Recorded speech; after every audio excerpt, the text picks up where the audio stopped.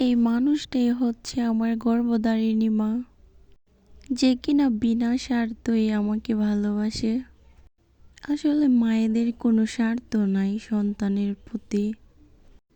আমরা সন্তানরা এই দিন শেষে মায়ের ভালোবাসা বুঝি না।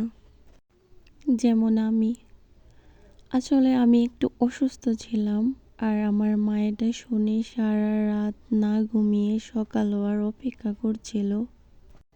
কখন সকাল হবে, কখন আমাকে হসপিটালে নিয়ে যাবে। আর আমার মার অপেক্ষার প্রহর শেষ হলো, সকাল সকাল ডাক্তারের কাছে চলে যাই কুমিল্লাতে। ডাক্তার দেখে অনেকগুলো পরীক্ষা দেয় আর পরীক্ষার রিপোর্ট আসতে আসতে একটু লেট হয়। এভাবেই চলে যায় সারাটা দিন হসপিটালে। আর আমার মা আমার রিপোর্ট আসার অপেক্ষা করছিল। আলহামদুলিল্লাহ রিপোর্টগুলো ভালো আসছে।